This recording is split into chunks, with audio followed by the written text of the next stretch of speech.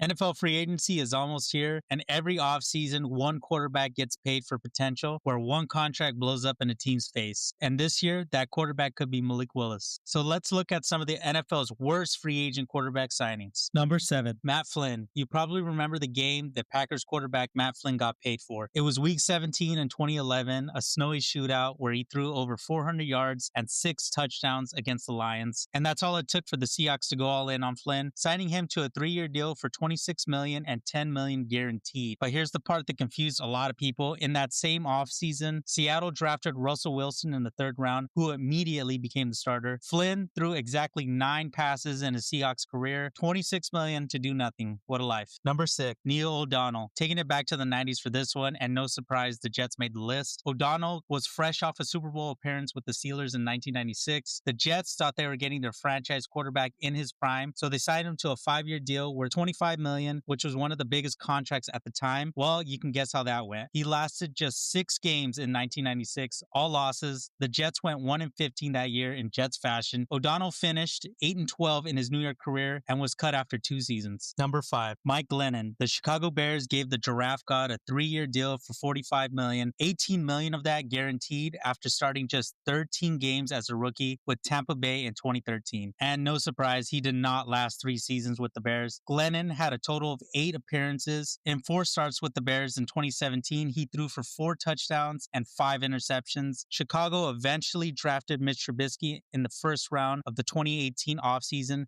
releasing Glennon a year after being signed. Number 4, Sam Bradford. I just don't understand why this guy kept landing mega contracts. After an injury-filled early career, Bradford went to Minnesota. The Vikings dropped from 11-5 and a division title to 8-8 when Bradford took over. In 2017, he missed 14 games, suffering his 4th major knee injury. Most teams would have moved on, really not looked at him, maybe a backup role. But the Arizona Cardinals said, hold my beer, and gave Sam Bradford $20 million and a $10 million signing bonus, with $15 million guaranteed for just 1 year. And what a signing that was. Bradford went 0-3 and was released in November of that same season. In total, Bradford made over $130 million in his career. Just incredible. Number 3, Nick Foles. We all know the story. Leads Philly on an insane run in 2017, wins Super Bowl 52 and Super Bowl MVP, and beats Brady in the process. He had another strong playoff run in the following season that rightfully earned Nick Foles an $88 million deal with the Jacksonville Jaguars, $50 million guaranteed, but it never worked out as Foles got hurt in the season opener with a shoulder injury. He would eventually come back, but couldn't piece it together, getting benched for Gardner Minshew. The Jaguars would eventually trade him to Chicago after 1 season. Number 2, Brock Osweiler. This one's a legendary one, a 2nd-round pick in 2012 and a backup for Peyton Manning for 4 years. In his final season with Denver, he went 5-2, replacing an injured Manning during a Super Bowl run, earning Osweiler a big payday, and Houston cut him the check, signing him for 4 years, $72 million and $37 million guaranteed. In his first season with the Texans, they won a terrible AFC South in 2016, no thanks to him. That year, Osweiler threw 15 touchdowns and 16 interceptions. They would make the playoffs, where he would rack up 365 yards, 1 touchdown, and 3 picks. He'd get a wild card win against the Raiders, but the next week, just an awful showing in the divisional round, getting blown out by the Patriots. And that's all the Texans needed to see, trading Osweiler the next season for a 2nd-round pick to Cleveland just to dump his salary. Number 1, Kirk Cousins. The Atlanta Falcons signed Kirk Cousins in 2024 to a 4-year deal for $180 million, $100 million guaranteed. This man is the king of guaranteed money. At the time, he was 35 years old, coming off an Achilles injury. And sure, they needed a quarterback, I get that. But what I don't get, in the same offseason, the Falcons would also draft Michael Penix Jr. with the 8th overall pick. And you guessed it, everything went horrible for Atlanta. Cousins went 7-7 and was benched in week 16 as the Falcons were trying to make the playoffs, which they missed. Cousins would eventually see the field again this season after Penix suffered a season-ending injury. As of right now, he's set to hit free agency again. So who's it going to be this offseason? I guess we'll find out. If you like this video, feel free to give it a like and follow me for more NFL content.